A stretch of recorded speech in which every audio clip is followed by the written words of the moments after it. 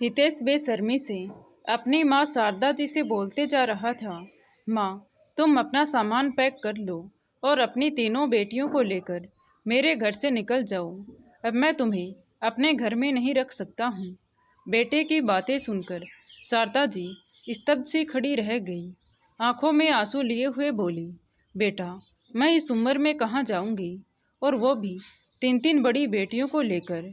एक तुम ही तो मेरा अपना सहारा हो। तुम्हारे अलावा मेरा इस दुनिया में है ही कौन। अगर तुम मुझे और अपनी बहनों को घर से निकाल दोगे तो हम कहाँ जाएंगे। तभी शारदा जी की बात सुनकर अंदर से उनकी बहू पूनम भड़कती हुई बाहर आई और कहने लगी, हमने ठेका नहीं ले रखा है तुम्हारा और तुम्हारी बेटियों का। तुम सब गांव की गवारों को अपने पास रखकर मुझे कितनी बेइज्जती सहन करनी पड़ती है, ये मैं ही जानती हूँ। अब बिल्कुल नहीं सहूँगी। मैं हाई फाई सोसाइटी में रहती हूँ और मेरी सारी सहेलियाँ भी हाई फाई सोसाइटी में ही रहती हैं।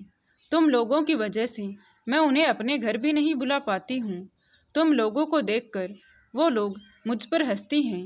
इसीलिए निकल जाओ मेरे घर से। अब मुझे फ्री होकर जीने दो। तभी शारदा जी बोली, बेटा, वैसे भी तुमने हमें पीछे का एक कमरा ही दे रखा है। हम तो माँ बेटी वैसे भी तुम्हारे इतने बड़े घर में नहीं आती हैं। जैसे तुम लोग कहते हो हम उसी तरह से तो रहती हैं, फिर भी हमें घर से निकाल रहे हो। फिर शारदा जी अपने बेटे की तरफ देखते हुए बोली, बेटा, तुम्हारे बाबूजी के जाने के बाद एक तुम लोग ही तो अपनी बहनों का सहारा हो। और भूल गए क्या कि तुम्हारे बाबूजी के मरते समय तुमने उनसे वादा किया था कि अपनी माँ का ख्याल रखोगे, अपनी बहनों की पढ़ाई पूरी करवाओगे और उनकी शादी भी करोगे। और मुझे भी तो यही कहकर तुमने गांव की ज़मीन को बिकवा दिया कि मुझे और अपनी बहनों को शहर में रखोगे। इसी वजह से मैंने तुम्हारे कहने पर गांव का घर और ज़मीन दोनों बेच दिया कि चलो उसके पिताजी के बाद बड़ा भाई है अपनी बहनों को संभालने के लिए। लेकिन तुम अपनी सारी जिम्मेदारियों से पीछा छुड़ाना चाहते हो। अब तो हम गांव भी वापस नहीं जा सकती हैं, क्योंकि ना तो घर बचा है और ना ही ज़मीन। तभी बहू उनके कमरे से एक बैग में सारे कपड़े पैक करके उनके सामने फेंकते हुए बोली, हितेश, अब तुम्हारी माँ इस घर में एक दिन भी अपनी बेटियों के साथ रुकी तो समझ लेना मैं इस घर को छोड़कर अपने मायके चली जाऊंगी और अपने डैडी से कह दूंगी कि अपने दामाद की जगह बिजनेस पार्टनर किसी और को बना लो। ये सुनकर हितेश घबरा गया और बोला, नहीं नहीं डार्लिंग, ऐसे कैसे तुम मायके चली जाओगी। मैं तुम्हें कहीं नहीं जाने दूंगा। हितेश ये बात अच्छी तरह से जानता था कि आज वो पूनम के पिताजी की वजह से ही इतने बड़े बंगले में खड़ा है। उनके बिजनेस में पार्टनर होने की वजह से ही बड़ी बड़ी गाड़ियां हैं। ये सारी शानो शौकत पूनम के पिताजी की वजह से ही हैं। अगर पूनम मायके चली गई और उसके पिताजी मुझसे नाराज हो गए तो मेरा तो ऐसो आराम ही छीन जाएगा। यही सोचकर हितेश दरवाजे पर पड़े हुए बैग को उठाकर माँ के हाथ में थमाते हुए बोला, माँ, तुम्हें सुनाई नहीं दिया क्या पूनम ने क्या कहा है, जो अभी भी घर की दहलीज पर खड़ी हुई हो। निकल जाओ अपनी बेटियों को लेकर यहाँ से। तभी शारदा जी की बड़ी बेटी रवीना, जिसकी उम्र 18 वर्ष थी, वो बोली, भैया, आप माँ के साथ ऐसा व्यवहार नहीं कर सकते हो। बड़ा भाई तो पिता के समान होता है।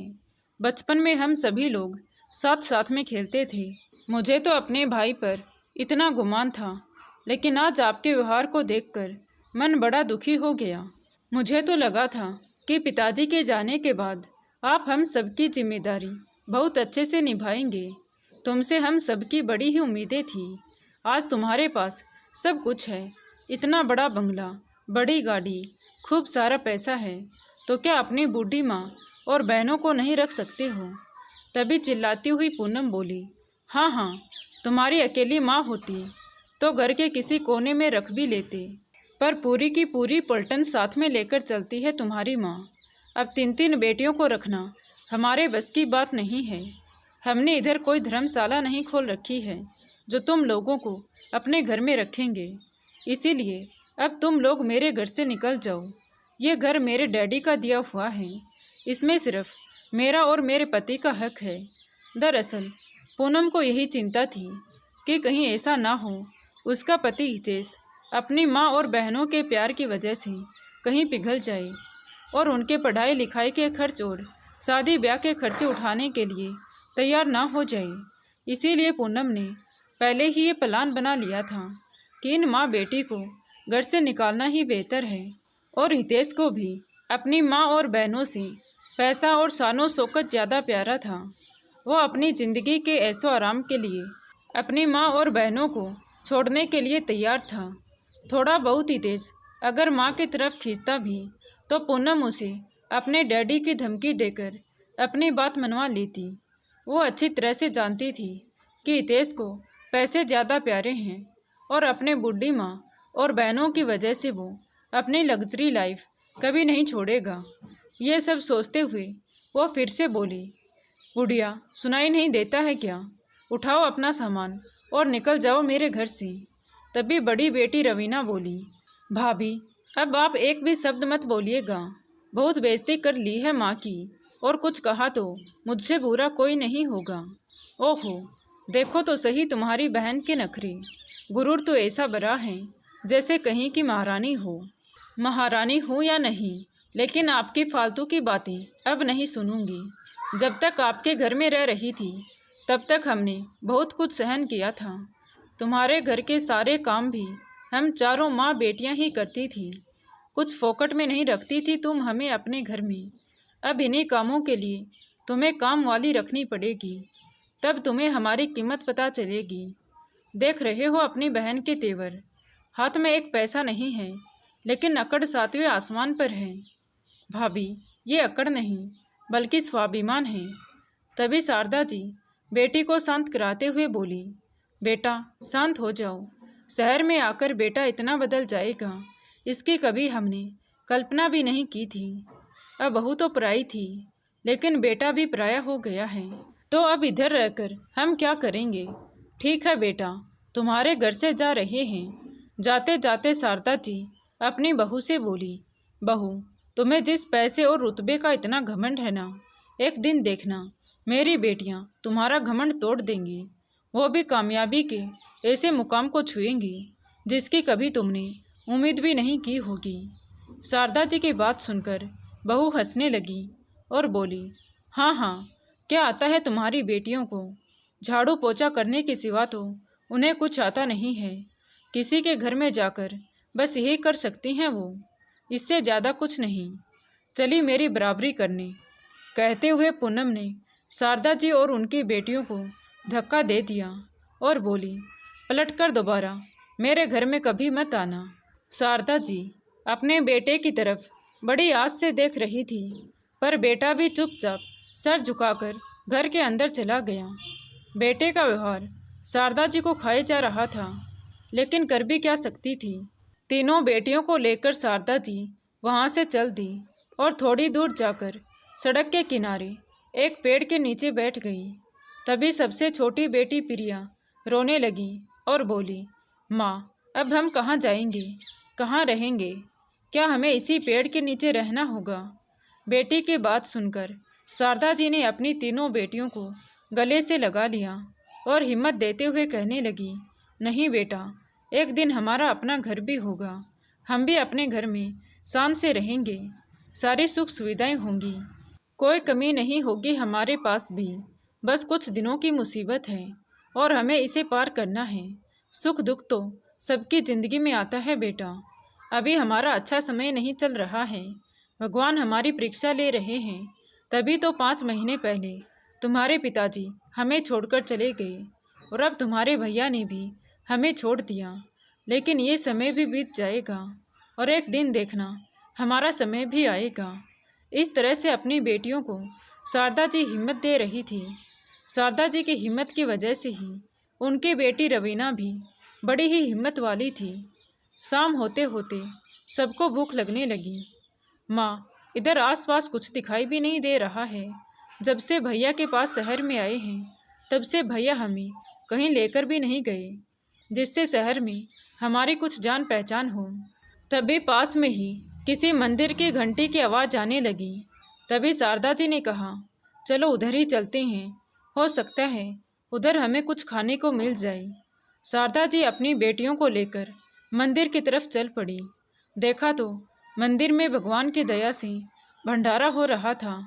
शारदा जी बेटियों के साथ भंडारे का भोजन करने लगी और भगवान का लाख लाख शुक्र करने लगी कि आज तो मुझे तुम्हारे ऊपर भरोसा हो गया है, तो किसी को भी भूखा नहीं सोने देता। एक दो दिन तो शारदा जी के मंदिर में ही वहाँ का प्रसाद खाकर निकल गए, लेकिन फिर वो अपनी बेटियों से बोली कि बेटा, हम इस तरह से ज़्यादा दिन तक नहीं रह सकते, हमें कुछ तो करना पड़ेगा, अपने लिए कुछ काम ढूंढना होगा, तभी हम पैसे कमा पाएंगे और अपने लिए एक छत ले पाएंगे और मेहनत से ही 2 वक्त का खाना भी खा पाएंगे। लेकिन माँ, हमारे हाथ में तो एक पैसा भी नहीं है और बिना पैसे के हम कुछ नहीं कर पाएंगे, बड़ी बेटी रवीना ने कहा।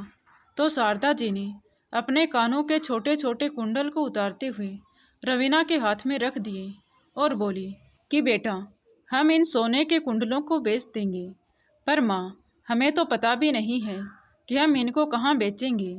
तभी मंदिर की सीढ़ियों से उतरते हुए एक सेठ सेठानी उन्हें दिखाई दिए।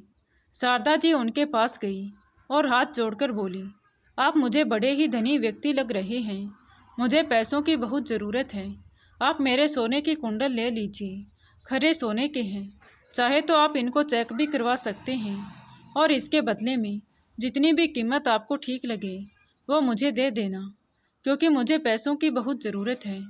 वो सेठ सेठानी बहुत ही भले लोग थे। वो कहने लगे, तुम कुंडल क्यों बेच रही हो? बस कुछ मजबूरी है साहब, 3 बेटियों की जिम्मेदारी है, इसीलिए बेचने पड़ रहे हैं। इतना कहते कहते शारदा जी की आंखों में आंसू भर आए। कहाँ हैं तुम्हारी बेटियाँ? सेठानी ने पूछा। तो शारदा जी ने सीढ़ियों पर बैठी हुई अपनी 3 बेटियों की तरफ इशारा किया। तभी सेठ जी बोले कि तुम इन पैसों से क्या करोगी? इससे तो कुछ दिनों का ही खर्च चलेगा। मैं सब्जी का ठेला खरीद लूँगी और अपनी बेटियों के साथ सब्जी बेचूंगी। सेठ सेठानी शारदा जी की मजबूरी को बहुत अच्छी तरह से समझ रहे थे। बेचारी 3 बेटियों को लेकर कहाँ जाएगी, इसीलिए वो कुंडल खरीदने के लिए तैयार हो गए और उसके बदले में उन्हें 20,000 रुपये दे दिए। 2 दिन बाद सेठ सेठानी फिर से मंदिर आई तो देखने लगे कि शारदा जी ने मंदिर के पास ही एक सब्जी का ठेला लगाया हुआ था, जिस पर सभी ताज़ी सब्जियां रखी थी। अपनी बेटियों के साथ सब्जियां बेच रही थी। शारदा जी की ईमानदारी को देखकर सेठ सेठानी उनके पास गई। उन्हें देखते ही शारदा जी बोली, अरे साहब बताओ, आपको क्या सब्जी चाहिए? आपने हमारे ऊपर इतने एहसान किए हैं, हम आपको ऐसे ही सब्जी दे देंगे। नहीं नहीं, हम सब्जी लेने नहीं आए हैं, बल्कि तुमसे कुछ कहने आए हैं। अगर तुम बुरा ना मानो तो अपनी बेटियों के साथ मेरे घर में आकर रह सकती हो। दरअसल हम दोनों पति पत्नी बहुत बड़े घर में अकेले रहते हैं, हमारी कोई संतान नहीं है। शादी को पूरे 30 वर्ष हो गए हैं, खाली घर काटने को दौड़ता है। घर में पैसों की कोई कमी नहीं है, लेकिन घर में ना तो कोई बात करने को है और ना ही कोई अपना है। तुम्हें हमारी ज़रूरत है और मैं भी चाहता हूँ कि तुम्हारे जैसे ईमानदार लोग मेरे घर में आकर रहें। साहब, मैं बिना कुछ काम धाम किए आपके घर में फोकट में नहीं रह सकती हूँ। अगर आपके घर में कुछ काम धाम हो और आप मुझे काम के बदले पैसे देंगे तो हम आपके घर में ज़रूर आकर रहेंगी। ये सुनकर सेठ सेठानी खुश हो गए कि सच में शारदा जी और उनकी बेटियाँ बहुत ही ईमानदार और स्वाभिमान हैं। उन्होंने कहा कि मेरा घर बहुत बड़ा है और बहुत सारे काम भी हैं। हमारा रसोइया काम छोड़कर चला गया है। अगर तुम खाना बनाने का और साफ सफाई का काम कर सकती हो तो मेरे घर में आकर रह सकती हो। बहुत सोच विचारने के बाद शारदा जी अपनी बेटियों से सलाह मशवरा करने लगी। तो उनकी बड़ी बेटी रवीना बोली कि माँ, हमें काम भी मिल रहा है और रहने के लिए छत भी मिल रही है, तो अच्छा है कि हम सेठ जी के घर चलते हैं। बेटियों से बात करके शारदा जी ने सेठ जी से बोल दिया कि ठीक है सेठ जी, आज तो नहीं, कल से हम आपके घर आ जाएंगे। आप बता देना हमें कहाँ आना है। ठीक है, हम आपको कल खुद ही लेने आ जाएंगे। इतना कहकर सेठ सेठानी अपने घर चले गए।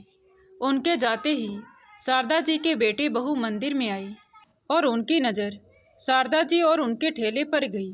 सब्जी बेचते देख पहले तो उनकी बहू पूनम ठहाका लगाकर हंसने लगी, फिर कहने लगी, मैंने कहा था ना कि तुम माँ बेटियों की यही औकात है, या तो किसी के घर में झाड़ू पोछा करोगी या बर्तन धो लोगी, लेकिन मुझे ये उम्मीद नहीं थी कि तुम्हें सड़कों पर सब्जी बेचनी पड़ेगी।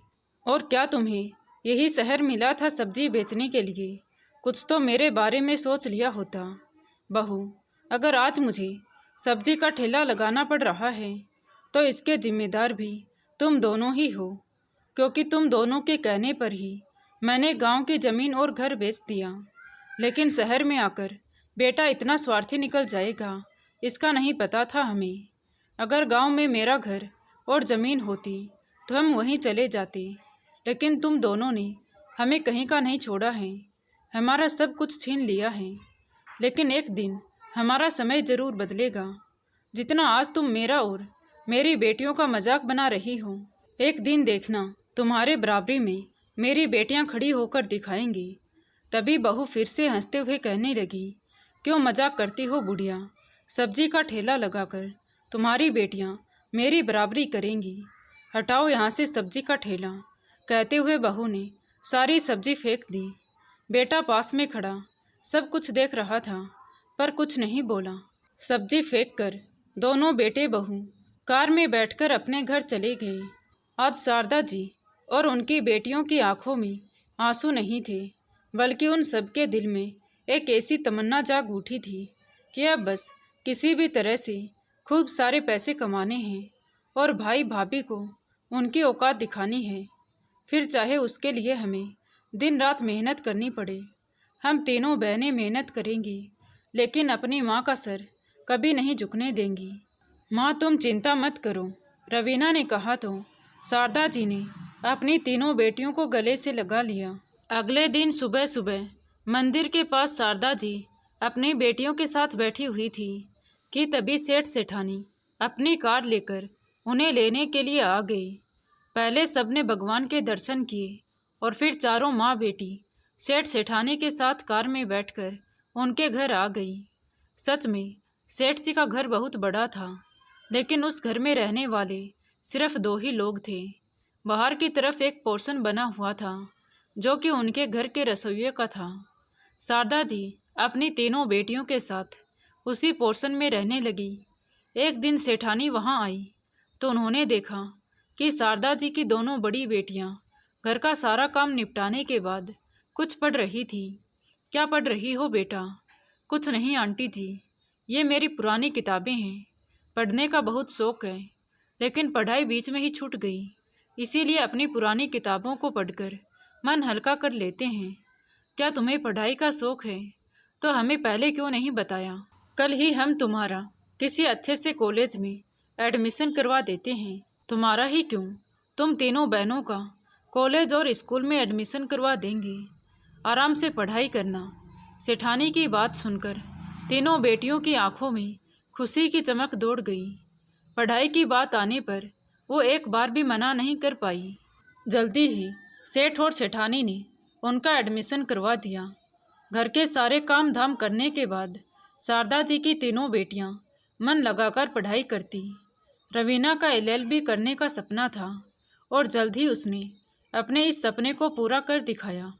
दूसरे नंबर की बेटी प्राची भी पुलिस विभाग में एक अफसर बन गई और सबसे छोटी बेटी प्रिया अभी UPSC की तैयारी कर रही थी। इसी तरह 8 साल बीत गए। इन 8 सालों में शारदा जी की जिंदगी में खुशियों की लहर दौड़ गई थी और उधर उनके बेटे और बहू की जिंदगी में बहुत कुछ बदल गया था। उनकी बहू के पिताजी, जिसके बिजनेस में उनका बेटा हितेश पार्टनर था, उनकी हार्ट अटैक की वजह से मृत्यु हो गई, जिससे सारा बिजनेस का भार हितेश के कंधों पर आ गया। हितेश बिजनेस में पार्टनर जरूर था, लेकिन उसे बिजनेस को चलाना नहीं आता था और ना ही उसने कभी उन्हें सीखने की कोशिश की।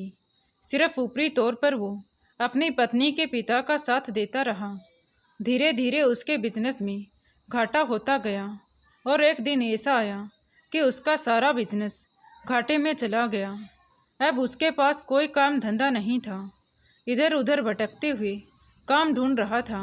तभी एक दिन उसकी नज़र अपनी बहन रवीना पर पड़ी, जो एक कार में बैठकर जा रही थी। वो अपनी बाइक से रवीना का पीछा करने लगा और पीछा करते करते उसके घर तक पहुंच गया। रवीना कार से उतरकर अपने घर के अंदर चली गई, पर उसका भाई हितेश वहीं खड़ा उस घर को देखता ही रह गया और दबे पांव वापस अपने घर चला आया। आते ही सबसे पहले उसने अपनी पत्नी पूनम को सारी बात बताई कि उसकी माँ और तीनों बहनें हमसे बहुत आगे निकल गई हैं। आज उनके पास गाड़ी बंगला सब कुछ है, किसी चीज़ की कोई कमी नहीं है। ये सुनते ही पूनम का मुंह खुला का खुला रह गया। वो हितेश से कहने लगी कि तुम जाओ और अपनी माँ से मदद मांगो। तुम तो उनके बेटे हो, तो वो तुम्हारी मदद ज़रूर करेगी। इसीलिए जाओ और मेरे पिताजी के बिजनेस को फिर से खरीदने के लिए उनके आगे हाथ फैलाओ, पैसे मांगो और मेरे पिताजी के बिजनेस को फिर से उठाओ। मैं ऐसा कैसे कर सकता हूँ पूनम? पहले तो हमने उन्हें घर से धक्के मारकर बाहर निकाल दिया था, अब किस मुंह से उनके पास जाऊँगा? क्यों, आज तुम्हारी माँ के पास इतना सारा पैसा है तो क्या वो अपने बेटे की मदद नहीं करेगी? तुम उनके बेटे हो, जब तुम्हें रोता गिड़गिड़ाता हुआ देखेगी तो ज़रूर तुम्हारी मदद कर देगी। उनका दिल पिघल जाएगा। चलो मैं भी तुम्हारे साथ चलती हूँ, देखती हूँ उस बुढ़िया के बंगले और गाड़ी को। कहते हुए पूनम अपने पति के साथ बाइक पर बैठकर वहाँ से चल दी। हितेश ने अपनी माँ के घर के सामने जाकर बाइक को रोक दिया और पूनम को घर दिखाते हुए बोला कि यही माँ का घर है। इतना बड़ा घर और गाड़ी देखकर पूनम कहने लगी कि उस सब्जी बेचने वाली बुढ़िया ने इतना बड़ा घर कैसे खरीद लिया? ज़रूर इन लोगों की किसी ने मदद की होगी, वरना इन लोगों के पास तो खाने के भी लाले पड़ गए थे। तभी हितेश बोला, क्या बंदर भी चलोगी या यहीं पर खड़ी होकर इस घर को ही देखती रहोगी? हाँ हाँ चलते हैं, लेकिन क्या बोलना है उस बात का ध्यान रखना। अगर झूठे आंसू बहाने पड़े तो वो भी बहा देना। कहते हुए दोनों पति पत्नी मुस्कुराते हुए घर की डोर बेल बजाई तो अंदर से शारदा जी ने आकर दरवाज़ा खोला। अपने सामने शारदा जी को देखकर बेटे और बहू दोनों के चेहरे की हवाइयाँ उड़ गई, क्योंकि शारदा जी जब उनके पास रहती थी तो एकदम से दुबली पतली थी और सूती सी साड़ी पहने रखती थी, लेकिन आज उन्होंने सिल्क की महंगी साड़ी पहन रखी थी और शरीर से भी हट्टी गट्टी लग रही थी। गले में सोने की मोटी सी चैन पहन रखी थी, हाथ में घड़ी बंधी थी। ये देखकर दोनों बेटे बहू की आंखें फटी की फटी रह गई। अपने बेटे बहू को देखते ही शारदा जी ने कहा कि बोलो कैसे आना हुआ? तभी दोनों बेटे बहू शारदा जी के पैरों में गिरकर गिड़गिड़ाते हुए कहने लगे, प्लीज़ माँ जी, हमें माफ़ कर दो, हमसे बहुत बड़ी गलती हो गई, हमने आपके साथ अच्छा नहीं किया। घड़ियाले आंसू निकालते हुए पूनम बोली, हाँ माँ जी, माफ़ कर दो अपने बेटे बहू को, देखो कितने परेशान हैं हम लोग। तभी अंदर से आते हुए रवीना ने कहा, अच्छा भाभी, जब आप लोगों ने हमें घर से धक्के मारकर बाहर निकाला था तब हम भी तो परेशान ही थे। आपने एक बार भी ये नहीं सोचा कि हम लोग कहाँ जाएंगे, क्या खाएंगे? तुम्हें तो अपने पैसों का बहुत घमंड था, आज कहाँ गया वो तुम्हारा पैसा और घमंड, जो हमारे सामने हाथ जोड़कर पैसों के लिए गिड़गिड़ा रही हो। तभी शारदा जी भी कहने लगी, क्यों बेटा, तुमने जब हमको घर से निकाला था तब मैंने कहा था ना कि समय किसी का एक जैसा नहीं रहता। एक दिन मेरी बेटियां तुम्हारे बराबर में खड़ी होकर दिखाएंगी, और आज देखो मेरी तीनों बेटियां तुमसे बहुत आगे निकल गई हैं।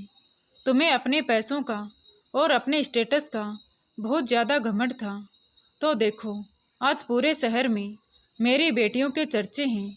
जब लोग ये कहते हैं कि देखो शारदा जी की एक बेटी वकील बन गई, एक पुलिस अफसर में लग गई और एक यूपीएससी की तैयारी कर रही है, तो मेरा सीना गर्व से चौड़ा हो जाता है। मेरी बेटियां मेरी शान हैं। यह सुनकर पूनम आँख बबूला होते हुए बोली, अच्छा बुढ़िया, तभी तेरे अंदर इतना घमंड आ गया है। पर देखना, आगे कुछ बोलती इससे पहले ही हितेश ने उसको रोक दिया और शारदा जी से कहने लगा, माँ, वो तीनों आपकी बेटियां हैं, तो मैं भी तो आपका बेटा हूँ। आज आपके बेटे को आपकी ज़रूरत है, तो क्या आप उसकी मदद नहीं करोगी? तभी शारदा जी बोली, कैसी मदद? कौन सी मदद? तुम्हारे जैसे बेटे होने से तो अच्छा होता कि मुझे एक बेटी और हो जाती। मुझे नहीं चाहिए था तुम्हारे जैसा स्वार्थी और लालची बेटा, जिसे पैसों के आगे कुछ दिखाई नहीं देता। तुमने कभी बेटा होने का फ़र्ज नहीं निभाया और मुझे बेटे का ज्ञान दे रहे हो। मैंने तुम्हारे लिए कितना कुछ किया, इसकी लिस्ट अगर निकाल कर दे दूं तो गिनतियां करते रह जाओगे। एक माँ का सब्जियां बेचना भी तुम्हें गवारा नहीं लगा। कभी ये चिंता नहीं की कि माँ को घर से निकाल दिया तो माँ क्या खाएगी, बाहर 3-3 बेटियों को लेकर अनजान शहर में कहाँ रहेगी। तुमने जब अपनी माँ और बहनों के बारे में कुछ नहीं सोचा, तो अब मुझसे भी किसी तरह की उम्मीद मत रखना। फिर बहू की तरफ देखते हुए बोली, बहू, भगवान के नीचे रहकर पैसों का घमंड कभी मत करना, क्योंकि भगवान के सामने घमंड किसी का नहीं चलता। पैसा तो हाथ का मैल है, आज है कल नहीं है। अब तुमने जो बोया है वही काटोगे। कहकर शारदा जी ने दरवाज़ा बंद कर लिया। बेटे बहू अपना सा मुंह लेकर वहाँ से चले गए। तो दोस्तों, आपको ये कहानी कैसी लगी कमेंट करके ज़रूर बताएं। कहानी अच्छी लगी हो तो प्लीज़ वीडियो को लाइक करें, शेयर करें और हमारे चैनल कहानी विद देवांशी को सब्सक्राइब ज़रूर करें। Thank you.